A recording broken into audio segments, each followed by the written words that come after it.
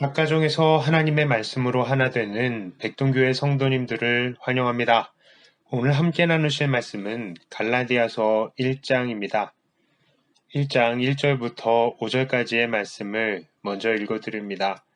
사람들에게서 난 것도 아니요 사람으로 말미암은 것도 아니요 오직 예수 그리스도와 그를 죽은 자 가운데서 살리신 하나님 아버지로 말미암아 사도된 바울은 함께 있는 모든 형제와 더불어 갈라디아 여러 교회들에게 우리 하나님 아버지와 주 예수 그리스도로부터 은혜와 평강이 있기를 원하노라.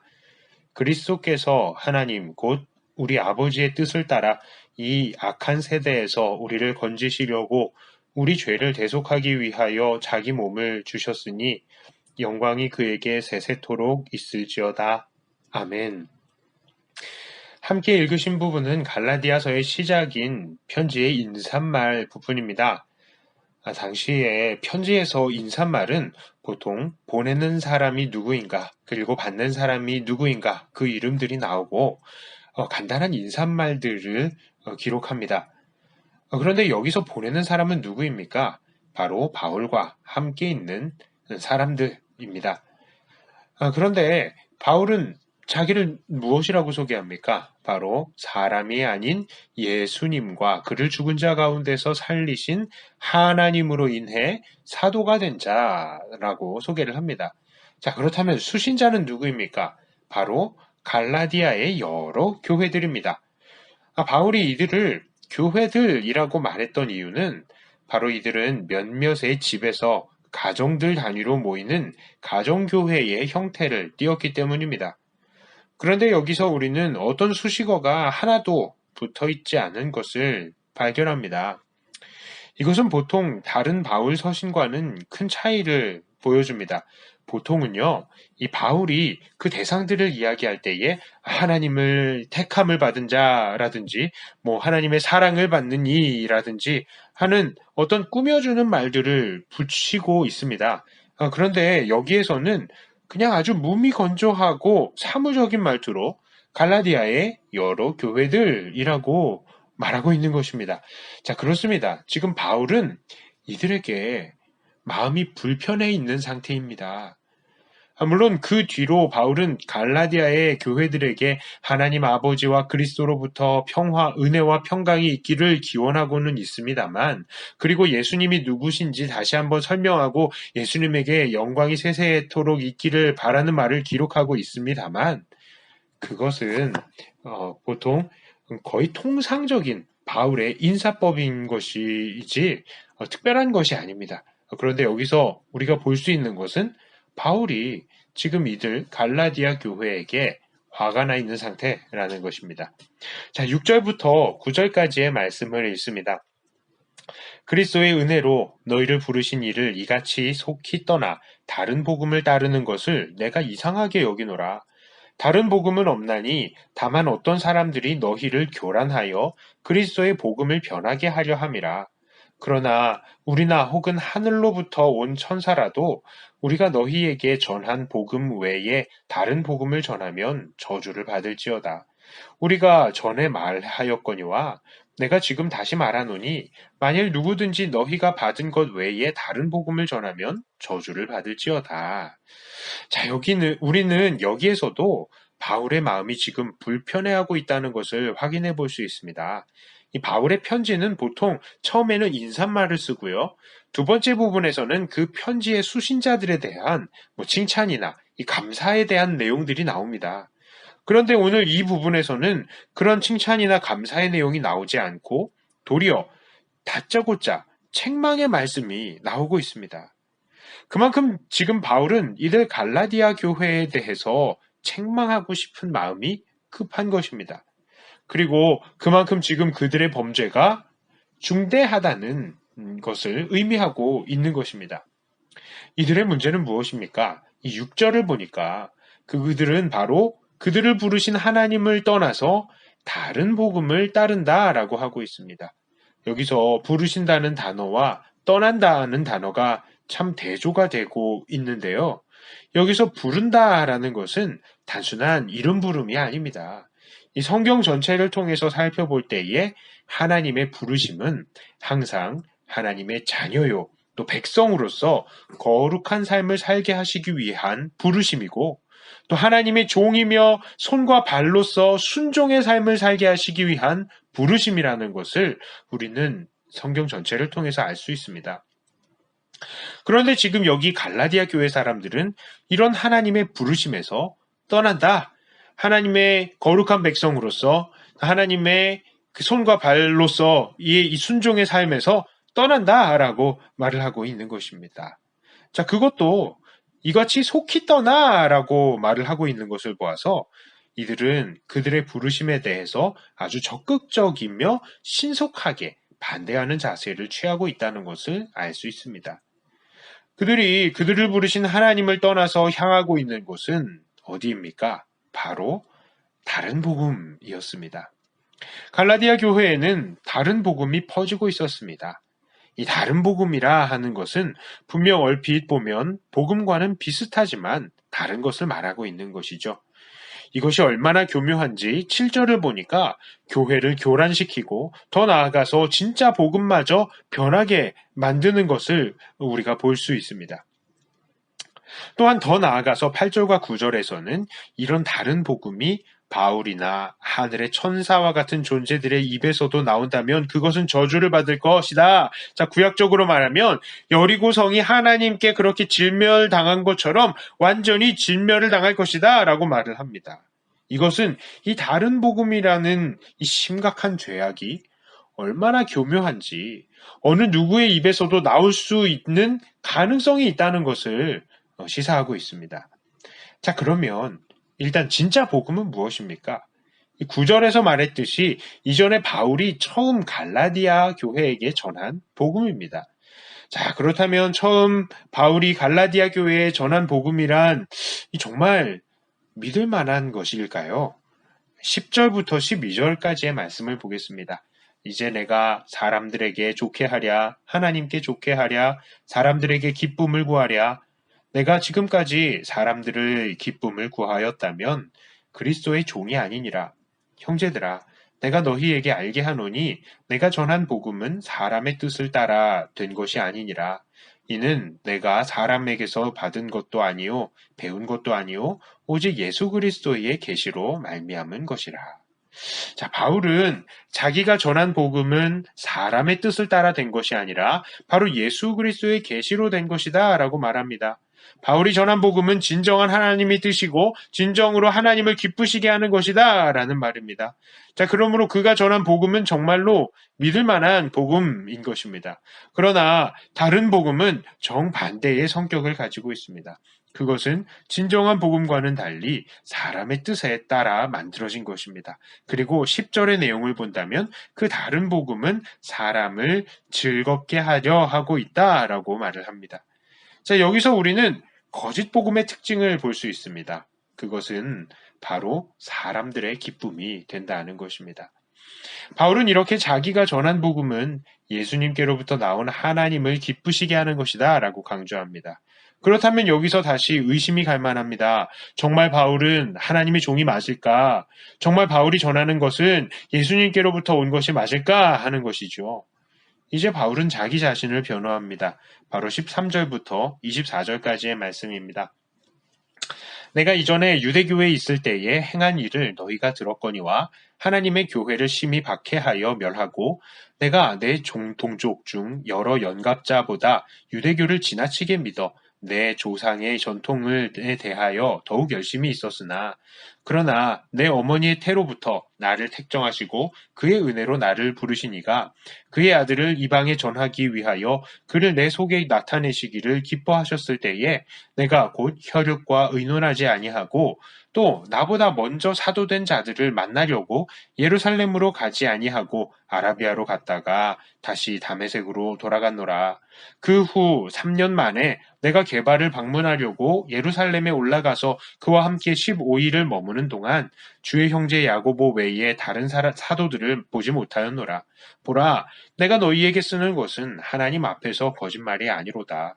그 후에 내가 수리아와 길리기아 지방에 이르렀으나 그리스도 안에 있는 유대의 교회들이 나를 얼굴로는 알지 못하고 다만 우리를 박해하던 자가 전에 멸하려던 그 믿음을 지금 전한다 함을 듣고 나로 말미암아 하나님께 영광을 돌리니라. 자, 바울이 말하는 바울 자신은 어떤 사람입니까? 그는 회심하기 이전에는 교회를 대적해서 아주 없애버리려고 했던 열정적인 유대교인이었습니다. 그렇습니다. 그는 하나님의 부르심이 아니라면 도저히 복음을 전할 수 있는 그런 사람이 아니었던 것입니다. 그런데 그랬던 바울을 하나님께서 부르셨습니다. 우리는 본문 초반에서 하나님의 부르심은 하나님의 거룩한 백성이 되게 하심과 또한 그의 종이 되게 하시기 위해서 부르시는 것이다 라고 나눴습니다. 그런데 15절을 보니까 하나님께서는 바울을 모태에서부터 택하시고 은혜로 부르셨다라고 말하고 있습니다. 그러니 바울은 정말 하나님의 사람이 맞는 것이죠. 이렇게 해서 하나님께서 계획하시고 불러주시 않으셨다면 바울은 도저히 예수 그리스도의 사도가 될 수 없었던 자였던 것입니다. 하나님의 거룩한 백성이요, 하나님의 손과 발, 종으로서 예수님을 전하는 자가 결코 될 수 없었던 자라는 것입니다.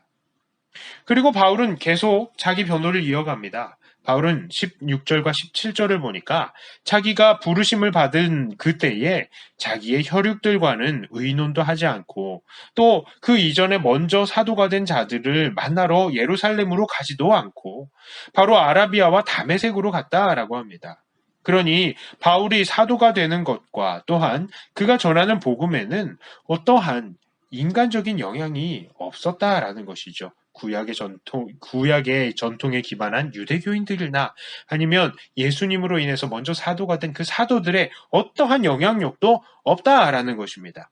그 이후에도 바울은 먼저 사도된 자들과의 접촉이 많지 않았습니다. 예루살렘에 15일을 머물면서 베드로와 예수님의 동생 야고보를 만난 것이 전부였습니다. 또 나중에 수리아와 길리기아 지방에 갔을 때에도 그곳의 교회 사람들이 이전에는 우리를 핍박했던 바울이라는 사람이 이제 우리가 믿는 믿음을 전하는구나 하면서 하나님께 영광을 돌렸다고 합니다. 그렇습니다. 바울은 16절의 말씀과 같이 하나님께서 직접 그 모태에서부터 계획하시고 직접 그 은혜로 부르신 사람인 것입니다. 사람의 영향이 없었던 것입니다. 그렇다면 하나님께서는 무엇을 위해 바울을 부르셨습니까? 16절의 말씀대로 바로 하나님의 아들 예수님을 이방에 전하게 하기 위해서 부르신 것입니다. 여기까지가 우리가 함께 읽은 갈라디아서 1장의 말씀입니다. 자, 그렇다면 이 갈라디아서 1장의 핵심 주제는 무엇일까요? 자, 그렇습니다. 바로 다른 복음은 없다. 그러니 하나님의 부르심에서 떠나서는 안 된다라는 것이 바로 갈라디아서 1장의 핵심 주제다라고 할 수 있습니다. 사실 갈라디아서 1장의 다른 내용들, 방금 우리가 나눴던 바울의 자기 변호와 같은 내용들은 모두 이 핵심적인 내용이 정말 하나님의 뜻이라는 사실을 강조하고 설명하기 위한 부연 설명들인 것입니다. 자, 그런데 저는 여태까지 바울이 전한 진짜 복음이 무엇이고 또 이 갈라디아 교회가 빠져 있는 다른 복음은 무엇인가에 대해서 명확히 하고 말씀드리고 있지 않았습니다. 왜냐하면 갈라디아서 1장에는 그것이 아주 명확하게 나오고 있지 않습니다. 하지만 미리 이것을 좀 말씀을 드리고자 합니다.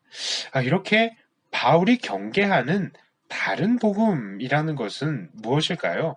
그것은 바로 할례나 절기준수와 같은 육체적인 가치들을 지키라고 하는 것입니다. 자, 이런 할례나 절기와 같은 육체적인 가치들을 지키는 것이 바로 구원의 방법이다라고 말을 하는 것입니다. 그러나 이에 반해서 바른 복음은 무엇입니까? 오직 예수님을 믿는 믿음으로 구원을 받는다라는 것이죠. 자, 여기서 우리는 율법에 대해서 잠시 공부해 둘 필요가 있습니다. 이 구약의 율법을 크게 나눠 보면 도덕법과 의식법의 이 두 가지로 나눌 수가 있겠습니다. 이 도덕법이라는 것은 쉽게 말하자면 하나님 앞에서 어떻게 바르게 살아갈 것인가를 알려주는 계명들인 것입니다. 그것은 우리의 모든 생활과 우리의 마음이 하나님을 사랑하고 이웃을 사랑해야 한다는 것으로 요약될 수 있는 것이죠. 자, 그렇다면 이 의식법이란 무엇이냐? 도덕법과 달리 의식법이 있죠. 이 의식법은 무엇이냐? 이 의식법은 우리가 이 도덕법을 어기게 되었을 때에 하나님과의 이 사랑의 관계가 틀어졌을 때에 어떻게 다시 하나님과 회복하고 화목하게 될 수 있을까를 알려주는 방법들인 것이죠. 각종 제사와 절기들 같은 것입니다. 바로 이것을 알려주는 율법이 바로 의식법인 것이죠. 그런데 우리는 이 의식법은 신약에 와서 아무 소용이 없게 되었다는 것을 확인하게 됩니다. 왜 그렇습니까? 예수님께서 우리의 영원한 화목제물이 되셔서 우리와 하나님을 화목하게 만들어주시기 때문입니다. 자, 그러니까 예수님께서 이 의식법을 완전히 완성시키신 것입니다. 그러니까 오늘날 우리들은 예수 믿는 사람들은 이런 의식법과는 상관이 없는 사람들이 되어버린 것이죠. 하지만 여전히 우리는 하나님을 사랑하고 이웃을 사랑하라는 이 도덕법에는 영향을 받고 있는 것입니다. 물론 우리가 그것을 행해서 구원을 받는 것은 아니지만 우리가 하나님의 백성이기 때문에 그것을 지키는 것은 당연한 것이죠. 자, 그런데 여기 갈라디아 교회의 선동자들은 지금 갈라디아 교회에게 예수님으로 인해서 완성되고 폐기된 이 의식법을 다 지켜야 한다라고 선동하고 있는 것입니다. 나중에 보면 알겠지만 이 사람들은 율법을 다 지키는 사람들도 아닙니다. 6장 13절을 보면요. 이들은 사실 스스로 율법은 지키지 않으면서도 갈라디아 교인들에게 할례를 전파하고 있는 것입니다. 또한 그것으로 자기들의 자랑을 삼는다라고 말합니다. 그러니까 이들은 실질적으로는 하나님과 이웃을 사랑하지도 않으면서 사람들을 할례자로 만들고 절기를 지키는 자로 만드는 것을 자기의 실적으로 삼는 사람들이다라는 것이죠. 그러면서도 그들은 이런 할례나 절기 지킴과 같은 육체적인 수단을 행해야 구원을 얻을 수 있다라고 선동을 하고 있는 것입니다.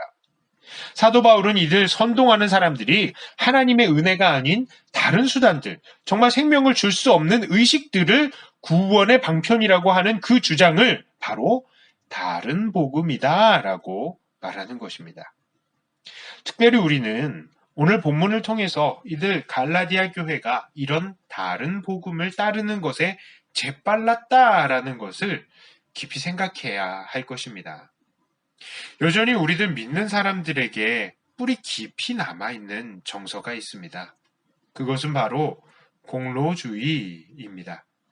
분명히 하나님과 우리 사이에는 예수 그리스도의 공로로 인하여서 이미 사랑의 관계, 화목의 관계로 회복이 되어 있습니다.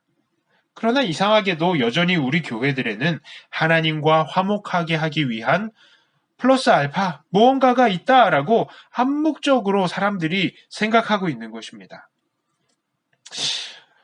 구체적인 예들로 어떤 예들을 들 수 있을까요? 세례와 성찬 같은 것들은 어떻습니까? 어떤 사람들은 이 세례가 예수님과 연합하는 효과가 있다고 해서 계속 자꾸 여러 차례 세례를 받으려고 하는 사람들이 있습니다. 또한 성찬을 통해서 우리가 실제적으로 육체적으로 예수님과 더욱더 일체를 누릴 수 있다라고 주장하는 사람들이 있습니다. 그래서 세례나 성찬을 받으면 있던 죄도 씻겨지고 또 육체적으로도 질병이 나을 수 있다라고 생각하고 주장하는 것입니다. 하지만 세례와 성찬은 그런 수단이 아닙니다. 우리를 정말 죄에서 깨끗하게 하고 우리를 예수님과 연합하게 하는 것은 예수님의 공로를 믿는 믿음 때문에 이루어지는 것입니다. 그럼에도 우리가 세례와 성찬을 은혜를 받는 도구다라고 말하는 이유는 우리가 세례와 성찬을 통해서 예수님의 공로를 다시 한번 확인할 수 있기 때문입니다.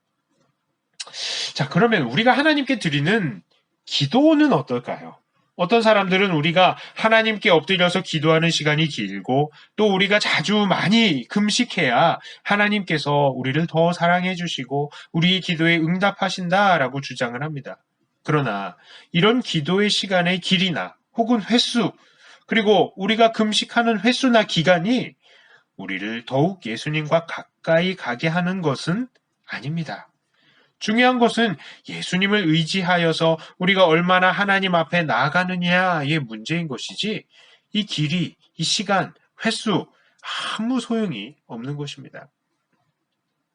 자, 헌금은 어떻습니까? 어떤 사람들은 이 헌금을 통해서 자기가 하나님께 어떠한 종류의 호의를 얻을 수 있을 거라고 생각하는 사람들도 있습니다. 마치 복채처럼 말이죠. 하지만 예수님을 구주로 믿지 않는 이들이 내는 돈은 그것이 억만금이라 할지라도 그 돈은 그 사람을 천국으로 데려다 주지 않는 것입니다. 자, 그렇습니다. 이런 외형적인 것들은 우리들에게 구원을 허락하는 도구가 될 수가 없습니다. 우리가 하나님과 화목해질 수 있는 방법은 오직 예수 그리스도 밖에는 없는 것입니다. 그럼에도 불구하고 사람들은 자꾸 하나님과 화목해질 수 있는 외형적인 수단에 집착합니다. 왜 그렇습니까? 눈으로 보이는 수단들은 사람들의 눈에 확인이 되기 때문에 그만큼 사람들에게 안심을 주기 때문입니다. 그러니 사람들은 그렇게 눈으로 보이는 의식들을 찾아가기에 빠른 것입니다. 자, 이런 말씀은 오늘날 우리들에게도 크게 경고를 합니다. 우리들은 어떻게 살아야 하겠습니까? 겉으로 보이는 의식들을 행했으니 구원을 얻었다라고 만족해서는 안 되는 것입니다. 아, 나는 이번 주일에 예배 드렸으니까 구원 얻었어. 나는 아침 저녁으로 성경 읽고 새벽 기도에도 참여하니까 구원 얻은 게 분명해. 나는 헌금 많이 했으니까 구원 얻었어. 나는 전도 많이 했으니까 구원 얻었어. 나는 세례 받았으니까 성찬에 참여했으니까 구원 얻었어. 나는 봉사를 많이 하니까 구원 얻었어. 나는 목사니까, 집사니까, 장로니까, 권사니까 구원 얻었어. 우리는 이러한 외적인 요소들을 우리의 구원의 조건으로 착각해서는 안 되는 것입니다. 이것들은 얼마든지 우리에게 다른 복음이 될 수 있는 것입니다. 그러므로 오늘도 우리 사랑하는 성도님들은 하나님과 더욱 화목하게 되고 그 하나님과 날마다 깊은 관계를, 사랑의 관계를 이어가시되 육체의 조건들 때문이 아니라 우리가 행한 행동들 때문이 아니라 우리를 구원하신 예수 그리스도의 공로 때문에 하나님과 화목된 것을 기억하시고 그 예수님을 오늘도 의지하면서 하나님께 나아가시는 주님의 귀한 자녀들이 다 되시기를 바랍니다. 또한 이런 육체적인 조건들로 다른 사람들을 판단하고 정죄하지 않으시기를 바랍니다. 자, 이렇게 날마다 주님의 이 공로로 인해서 우리 하나님과 날마다 더욱더 화목하게 되는 사랑하는 백동교회 성도님들이 다 되시기를 주님의 이름으로 축복합니다.